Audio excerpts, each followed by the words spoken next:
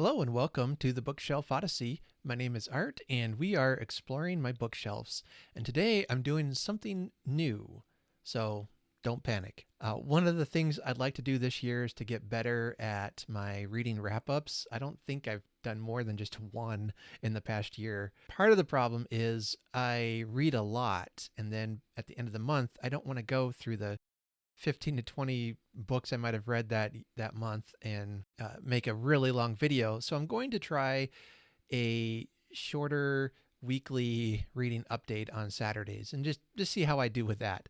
So no promises that I'm even going to continue this to next week. I hope I am, but let's start off positively here. Yes, I'm going to do it and it's going to be successful. Okay. So today I'll be talking about some of the books I finished over this past week, as well as at the end of each of these videos, I'll be talking about Jane Austen's Emma. I decided to start reading that throughout the year, at least over the next couple of months. And I'm going to do a slow read, much like I did with Great Expectations last year, but it will be more of a personal reading experience rather than a group read. So I don't have myself on any kind of schedule. I'm just going to read what I can get to. And if I don't, I don't. And if I do, great. I'm going to read a chapter and just enjoy it. And so I've already finished 2 chapters this year and reading it much slower than I normally would. So I'll be talking about those chapters here at the end of the video. So I actually have 2 weeks worth of reading to accomplish. I started off the year reading and finishing quite a few books, mostly thanks to audiobooks and having some downtime, time to relax and read. And then just when I was about ready to start hitting out all the booktube videos, I went and pulled a muscle in my back and had to take a couple more days in bed, just resting and recovering from that. So I've got quite a few to catch you up on just here on the first video. I'll try to summarize these a little quicker. The ones I won't talk too much about, I read Hark, the Herald Angels Slay by Vicki Delaney. That was the first book I finished this year. I actually finished that on January 1st, and it's the 3rd book in the Christmas year-round mystery series. Another great addition to that series. And then I read The Cabin at the End of the World by Paul Tremblay. Apparently there's a movie coming out of it, written and directed by M. Night Shyamalan. So I cannot wait to go see that film. That looks really good. Based on the book, that's going to be quite a thrill ride. Basically, the story is about these 2 dads that have an adopted daughter, and they're at a cabin on vacation when 4 mysterious strangers show up and say, the end of the world is going to happen unless one of you kills somebody else. One of you kills the other and makes that willing sacrifice to prevent the end of the world. That's all I'll say about it. And there were a lot of twists and turns along the way. You never know what is real and what isn't, and what's true and what's not. And it's a fascinating examination of how media can manipulate you, possibly. And I love it. It was great. There were a couple of pretty hard things that happened in the story that almost made me throw the book across the room that I did not like. I'm kind of hoping the movie changes that a little bit because it's pretty dark. If you've read it, you know what I'm talking about. But I overall I liked it. It was quite a good thrill read and a great way to start my new year of reading. Another book I read that I'll talk a little bit more about is called Night of the Living Rez by Morgan Talty. He's a First Nations author, lives in Maine, and I was recommended his book from a guest on my podcast. She recommended the book, and I went ahead and added it to my TBR list. It's a book. It's kind of like a novel, kind of like a short story collection, and it tells stories about a young boy's life in his Native American community in Maine. And based on the title, I thought it would be kind of like a horror story or a ghost story, but it really wasn't. Other than the horrors of life, I guess. And it wasn't really my kind of book that I would normally pick up, but I'm glad I did. It gave me a perspective in a life that I know nothing about, what it's like growing up on a reservation, what it's like the struggles that they face that I would have no idea about. And the writer, Morgan Talty, is a really good writer. I mean, I enjoyed reading it. Like I said, even though it wasn't a book I would normally have picked up. And so I'm very thankful that my guest recommended that book to me. And I'll post a video of our interview here in the show notes so you can watch that if you haven't. Some of the trigger warnings you might want to know going in is that the characters deal with a lot of drinking, smoking, doing drugs, things like that. And it's not necessarily criticized or promoted one way or the other. It's just things that are happening. And there's one story that the main character talks about breaking into his grandmother's house to try to find money so that he can pay for his drugs. And his grandmother at the time is currently in the nursing home with I think dementia or Alzheimer's, something along those lines. And so it's it gets pretty rough. But overall, I'm glad I read it, and I'm looking forward to reading more from him. I think he's a wonderful writer, and I'm going to keep an eye out for more of his books. That was his first book he wrote. Another book I read is called The Invisible Life of Addie LaRue by V.E. Schwab. Again, this is a book I normally would not have picked up. But I think it's either booktube or I heard it on a podcast that it sounded interesting. It's the story of Addie, who is born, I think, around the 17th century. And she makes a kind of Faustian deal because she's being forced to be married and she doesn't want to be. So she makes this deal. And long story short, she lives forever, but nobody can remember her beyond just a couple of hours of having met her. So as you can imagine, that might be a long, lonely life, but she tries to make the best of it. And, the whole story of be careful what you wish for. And then in one day when she's in modern day New York City, she's in a bookstore, and a young man who works there at the bookstore sees her and remembers her. So there's something different about this boy that nobody else in all of history has been able to do. And so what is the secret? His secret? How is he able to recognize her? What kind of a relationship are they going to have? That kind of thing is all kind of played out. And you get Addie's backstory throughout the years as well. And overall, it was neat as like a historical fiction kind of story. And there were a few times I almost DNF'd it, but I kept reading. It's a longer book. It's my copy was about 560 pages, or I did the audiobook actually. So it's like I said, it's not my typical book, but I'd say overall it was okay. But yeah, I would expect you would like it if you like historical fiction, if you like human drama kind of stories, a romance stories of like star-crossed lovers kind of thing. That might be up your alley, so you might want to check that out. Another a book I read, I got back into the mystery genre after taking a break from a couple of the books, and it's called A Stranger at the Door by Jason Pinter, and it's book 2 in the Rachel Marin series. Rachel Marin is a single mom with a horrific past. This is not a cozy, so don't mistake this for a cozy at all. This is a thriller. Some of her backstory is that her husband was killed, and her young son, found his body, and it was like dismembered on the front doorstep. So a lot of tragedy happened in their past, and now because of that, they're trying. They've moved to a different town. They've changed their names. They get involved in a mystery in the first book. Here in the second one, the same thing. And she works with the local police as a consultant to help with crimes, solving crimes. In this mystery, a man in town is killed in a terrible way that all I'll say is I'll never look at a rat the same way again.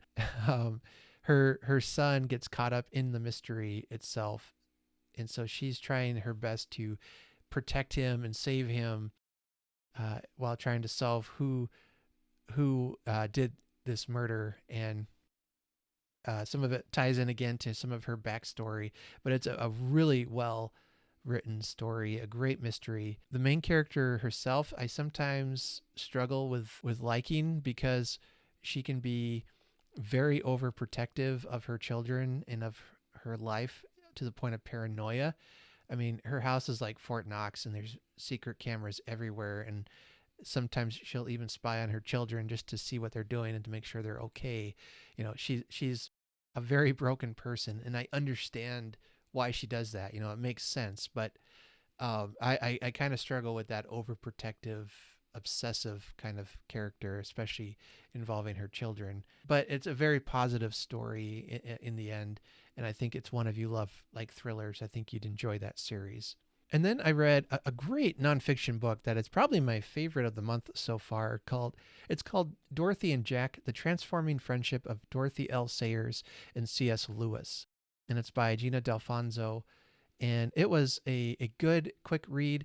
It explores the friendship between Sayers and Lewis, and explores the idea that men and women can be friends without having the hang up of romantic feelings, or Dalfonzo writes from a kind of a Christian perspective, which I appreciated, and pointed out how so many, especially conservative churches, will say that men and women can't be friends. Otherwise, it's basically they're having an affair and they're doing all the, This book sets out to show that that's, for one, not true, that you can have a friendship between men and women, then looks at it in the light of Dorothy L. Sayers and C.S. Lewis, and how they helped each other become better writers, better thinkers, and the friendship they developed over the years. And Gina will share some of the letters they wrote back and forth to each other, and it's a wonderful book. I'm not a big fan of C.S. Lewis's writing. He interests me as a person. I've enjoyed some of his nonfiction writing, especially what he writes about suffering and pain. I think he has some good things to say there. But overall, it's just not my kind of books I enjoy, which is fine. I know he's a well-respected writer and has written some great impacting stories. I'm also not the biggest fan of Dorothy L. Sayers. I've only read one of her mystery novels. I think it was the first one she wrote. And so I guess it's unfair to say I'm not a big fan, because I haven't read more than just that. I might get to her down the road. But I really enjoyed this, just seeing the friendship unfold between two creative writers and thinkers and theologians, and how they helped each other become better at what they do.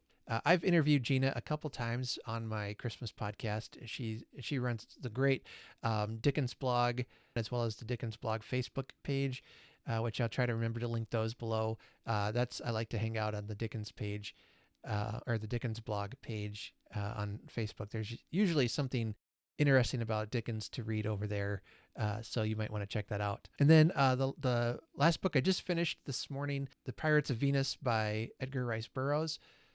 I've been enjoying Michael K. Vaughan's channel lately. I actually just came across him not too long ago. He's a big YouTuber, and I just hadn't ever found his videos before. And I enjoy his channel and his humor.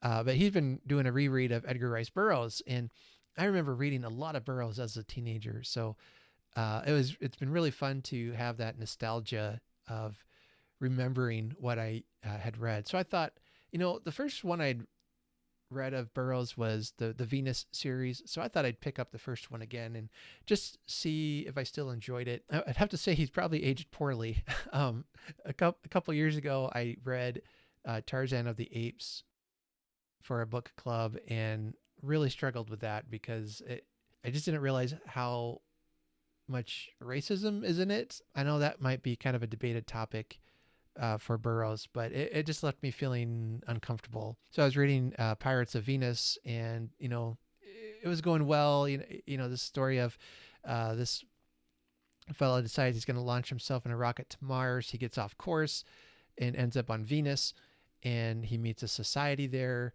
He explores the planet. He has adventures. It's all going really well, but then he meets this other race of Venetians that I think are kind of, at least to me reading it, seemed like a veiled reference to tribes and primitive cultures, and possibly even Africans, that it just left me feeling uncomfortable again. And I understand that books are written during a time and it's a reflection of the culture. I get that. I read Victorian literature a lot, so I understand that. You come across racism in those books all the time. And I'm not saying that as a way to excuse it. I'm just saying it's there, and you learn to read it in light of its culture. But for whatever reason, Burroughs just isn't sitting right with me, and that's okay. I'm just, I maybe he's just not for me anymore. When I was a kid, I didn't see any of the racial stuff really. I just enjoyed the adventure. It's a very action packed book, and I really enjoyed that part of it. But now as I grow older and I look back, and it helps me, I'm able to see, well, maybe there's some stuff in here that's maybe not so good. And that's fine. You pick out what's good, point out what's bad, and you learn from that. But will I go on to read the second book? I probably won't. I don't know. Just for me personally, it's not something I want to read right now. And if you enjoy them, obviously that's fine. It's just not for me right now, and where I am thinking through some of these issues. Yeah, I guess that's all I'll say about that. Other than to say I was laughing as I was reading it because the plot is very similar to Avatar, and from what I hear, that the second movie, Avatar 2, is kind of the same plot. This idea of this white man coming into a different culture and adapting himself to that culture, and then ending up saving them, that sort of thing. And I think Avatar probably handles that a little bit better than Edgar Rice Burroughs did, but that's partly what I'm uncomfortable with those movies as well, just with some of that portrayal. But that's just me and my biases. So again, I don't criticize anyone unless you're like reading Mein Kampf and underlining it and writing notes in the margin and using it as your daily Bible reading. I'd have a problem with that. But I want to celebrate you to read whatever you want to read, and that's fine. So don't think I'm coming after you. Anyway, there's all that. This is already turning out to be longer than I wanted it to be. So I'm going to try to just wrap up real quick what I was reading in Emma. So I read Emma chapters 1 and 2, and really we get just a lot of information about the characters and who they are. So this isn't really a deep dive into this book as much as it is just my thoughts on it, kind of a video journal of reading through what to me is my favorite Jane Austen book. And I got to say, I probably like it because I watched the movie first. So don't be scandalized. I did indeed. I watched the Gwyneth Paltrow version, fell in love with that film, and finally, a few years after that, I finally got around to reading the book and loved the book just as much. So that's kind of my history with Emma. And in chapter 1, we get introduced to the main characters. We get introduced to Emma. She is described as being rich and popular. So therefore, she has no need of a husband, which already is very different from many of the characters you find in Jane Austen. We get introduced to her father, Mr. Woodhouse, who's a wonderful character. He's very a hypochondriac. Mr. Knightley, one of my personal favorite characters in Jane Austen. And we find out that her governess, Miss Taylor, who's become very much a friend to her, has been married to Mr. Weston. And we find out in chapter 2 that Mr. Weston had been married previously. His wife died. He was left with a son named Frank, who was then sent to live with his aunt and uncle. And so he has grown up with them and taken their last name. And so that's kind of the plot setup right now. And it begins right after the wedding. So what's kind of funny is that it's like this story begins where Jane Austen's novels usually end, which is, at the wedding. And so now we get to start with the end. If there was a book about Miss Taylor and how she was how Emma made her with Mr. Weston, and they get married, and the movie ends, credits roll, and now this book picks up after that. We get some warning about Emma that she is rich, and she always gets her way. She is always fawned over, except by Miss Taylor, who would often be like her conscience, her moral guide. But even then, the book says that she would often still choose her own way. Emma would. Emma thinks very highly of Miss Taylor, and has lost a dear friend now that she's been married. And I think that's going to play into some of the decisions that Emma makes throughout the book. So I want to kind of keep an eye out for that. Mr. Knightley appears, And I love that scene in the movie when Mr. Knightley first shows up in the Gwyneth Paltrow version, and he pops in and says, as an old friend of the family, I have to ask, who cried most at the wedding? And you get that kind of a similar scene in the book. And Mr. Knightley is the only one in Emma's life who speaks truth to her. At times, he can come off sounding kind of condescending and mansplaining, but I think this is where it's important to understand that maybe it's not that way. And I don't want to sound like I'm mansplaining that to you as either. He provides the necessary balance for Emma because everyone thinks that whatever Emma says or does is wonderful. That's unhealthy. To be surrounded completely by yes men, So Mr. Knightley is there to kind of counterbalance that. So I think he plays a very important role in this. We already get some verbal sparring between Emma and Mr. Knightley as she thinks she's this wonderful matchmaker, and she admits that she's doing it for amusement. I mean, she's playing with people's lives for amusement. So that's, interesting. And Mr. Knightley contradicts and says, that you weren't matchmaking, you made a lucky guess. That you could call it success if you put in the work, if you were endeavoring, as he says, for the last 4 years to bring about this marriage. But as he sees it, she made a couple of nudges, but mostly it was just a lucky guess. And so she shouldn't take that much pride in what she did. And I almost wonder if that, because of that now, the rest of the book, Emma is going to try to put in the work to show Mr. Knightley that he's wrong, that she is a good matchmaker. Well, for those who have read the book, you know how that turns out. But I'm looking forward to seeing how some of these things unfold. I enjoy just doing a leisurely, slow read of the first 2 chapters. So stay tuned next week. I hope to have a few more chapters read, as well as a couple other books, and I'll give an update then. So what have you read this week? What have you finished this year so far? Do you like Emma? What's your favorite Jane Austen novel? Let me know in the comments below so we can keep the conversation going there. And so until next time, make sure you like and subscribe, and remember to just keep reading.